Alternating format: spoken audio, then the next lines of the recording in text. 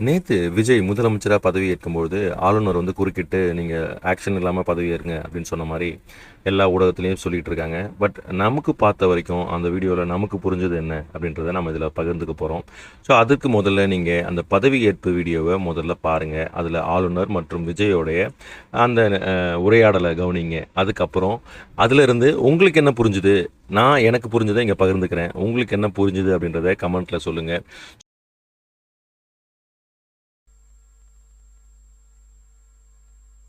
நான் C Joseph Vijay எனும் நான்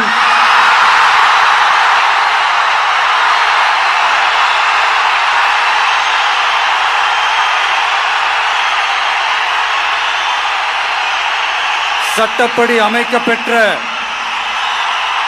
இந்திய அரசியல் அமைப்பின்பால் உண்மையான நம்பிக்கையும் மாறா பற்றும் கொண்டிருப்பேன் என்றும் இந்திய நாட்டின் ஒப்பில்லாத முழு முதல் ஆட்சியையும் ஒருமையையும் நிலை நிறுத்துவேன் என்றும் தமிழ்நாட்டு அரசின் முதலமைச்சராக உண்மையாகவும் உளச்சான்றின்படியும் என் கடமைகளை நிறைவேற்றுவேன் என்றும் அரசியல் அமைப்பிற்கும் சட்டத்திற்கும் இணங்க அச்சமும் ஒருதலை சார்பும் இன்றி விருப்பு வெறுப்பை விலக்கி பலதரப்பட்ட மக்கள் அனைவருக்கும் நேர்மையானதை செய்வேன் என்றும் ஆண்டவன் மீது ஆணையிட்டு உறுதிமொழிகிறேன்.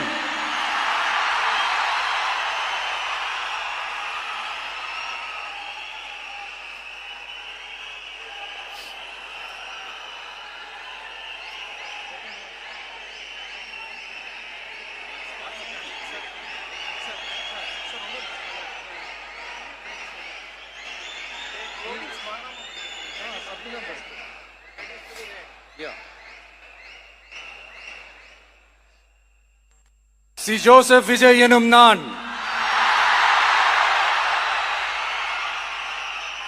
தமிழ்நாட்டு அரசின் முதலமைச்சர் என்ற முறையில்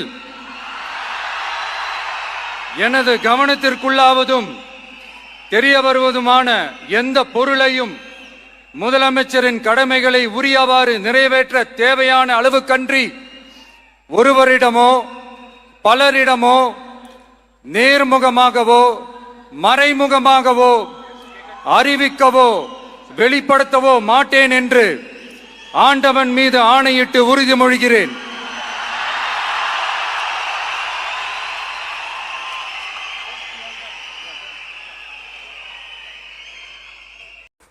அந்த வீடியோவில் பார்த்தீங்கன்னா, கவர்னர் ஆக்சுவலி இதில் 2 பதவி பிரமாணம் எடுத்துக்காங்க. ஒன்று வந்து முதல்வராக பதவி பிரமாணம், இன்னொன்று ரகசிய காப்பு பிரமாணம். ஸோ பதவி பிரமாணத்தை விஜய் அவர்கள் வந்து பார்க்காமலே, எந்த இதுவும் பார்க்காமலே உணர்ச்சி பொங்க ஆக்ஷனோட அவர் சொன்னார். ரகசிய காப்பு பிரமாணம் பார்த்து தான் படித்தார். அதுக்கு இடையில் கவர்னர் சொன்னது என்னென்னா, நீங்கள் ரெண்டுத்தையும், அதாவது பதவி பிரமாணத்தை முடித்த உடனே ரகசிய காப்பு பிரமாணமும் எடுத்துக்கணுன்றதை நினைவூட்டினார். அதை எடுத்துக்கிட்டு அதுக்கப்புறம் சைன் பண்ணுங்க அப்படின்றது அந்த உடல் மொழியிலையும் அவங்க 2 பேருக்குமான கான்வர்சேஷன்லையும் இருந்துச்சு. அங்கே வேறு எந்த அறிவுறுத்தலோ எச்சரிக்கையோ இல்லை. இதுதான் இந்த வீடியோவில் இருக்குது. பட் ஏன் ஊடகங்கள் எல்லாம் திருத்து சொல்கிறாங்க அப்படின்னு தெரியல. ஸோ பார்க்கலாம், இப்படி தானே நடக்கும் அரசியல்.